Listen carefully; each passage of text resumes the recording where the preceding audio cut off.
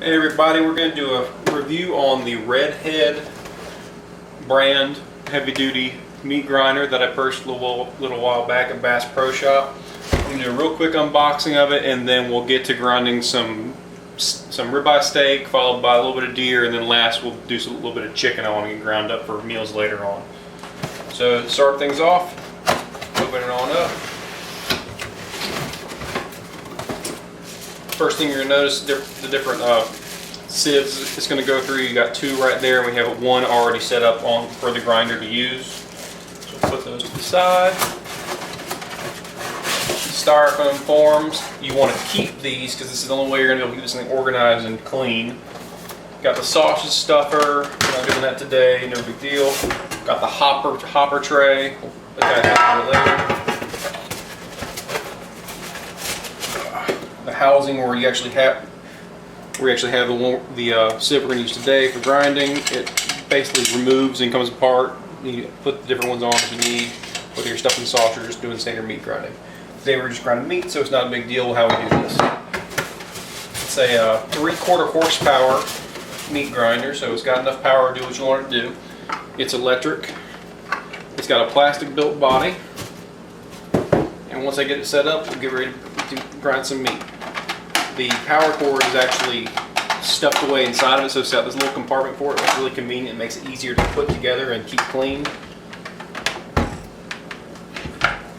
The box says, and I'm not testing it, but you can grind solidly for 15 minutes without a break. So if you have 15 minutes worth of meat, which is quite a bit of meat, it'll grind that all up for you with no trouble. All right, real quick install. These parts meet up. You turn it. It locks into place with a little button back here. It comes on like that. So got a little button right there. Push it back on. Locks in place. Make sure that's good and steady right there. We then put the hopper on, and you're basically ready to grind some meat. Alright, so now we're ready to grind some meat. First we're going to do the steak, then we're going to do the deer meat, and back here we got a little bit of chicken I want to grind up for chicken noodle soup later on this week. So starting off, you got to cube up whatever meat you're cooking. So this is some cubed up ribeye steak. You just put it in the hopper and integrate it into this little, the sausage stuffer is actually the thing you use to tamp down the meat into the processor. Use the same bowl at the bottom to catch the meat.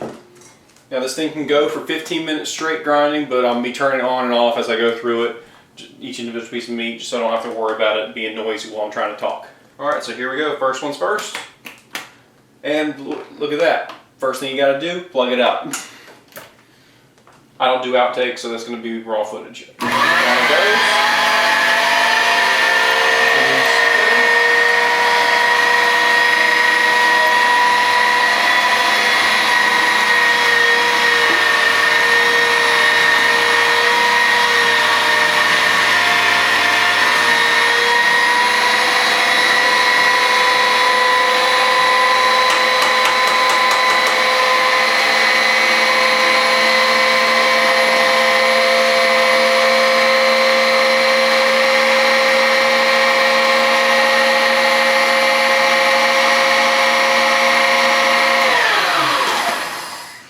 That's probably all I'm going to get out of that one little ribeye steak. So I'm going to rinse off the tamper real fast so I don't cross-contaminate.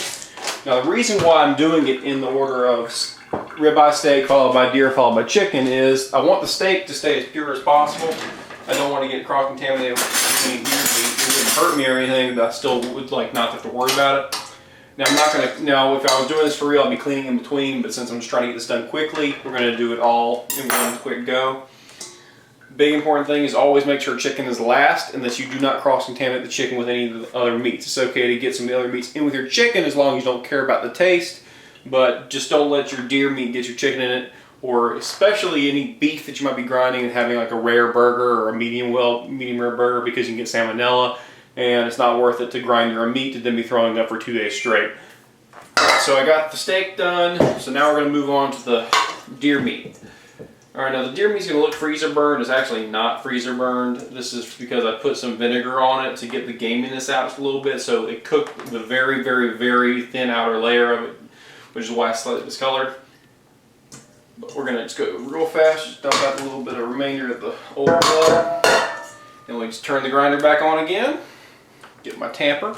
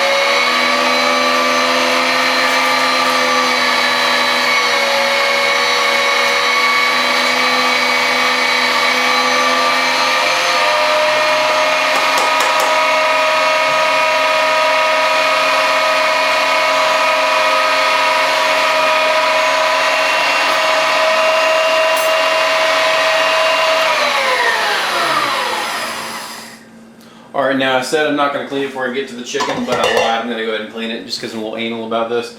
So, be right back. Alright, so now we're going to grind up the chicken real fast. Just shy of a pound of chicken here. Now this is where you can actually save a good bit of money because for whatever reason, anytime you grind up a bird at a grocery store, it immediately doubles in price. This chicken was about $2 a pound. If I were to go and buy ground chicken in a little pack there, one, I wouldn't know how they made the ground chicken.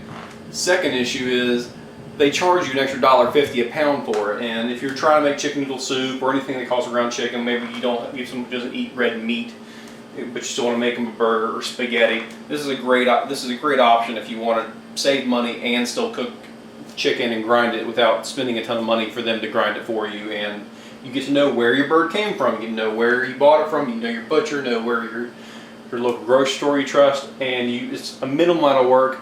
I could do this, if I weren't doing the video, I could have ground, cleaned, set up, put away my grinder in probably about 15 minutes tops. So this is a great opportunity for people who want to save money and have a better option with their meat because they can put spices in this, add vegetables, and it's just a great way to make cooking your own. Alright, so here we go with the chicken.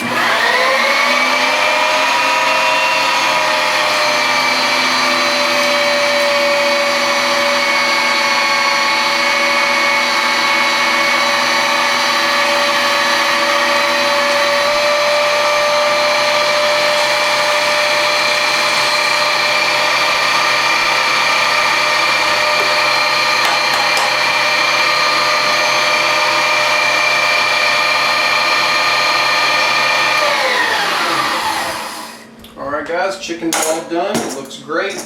Wipe up a little bit extra. Cleaning on this is really easy. I might do a cleaning video in the future, but it's basically just take it all apart, clean it, do not put it in a dishwasher, towel dry it, let it stand, and it's good to go from there. It's a really low maintenance piece of equipment. Thanks for watching my video, everybody. I hope you enjoyed it. If you have any other videos or equipment you'd like me to review, I'll see what I can do about finding them or borrowing them. Just leave a comment in the comment section. Thanks, everybody.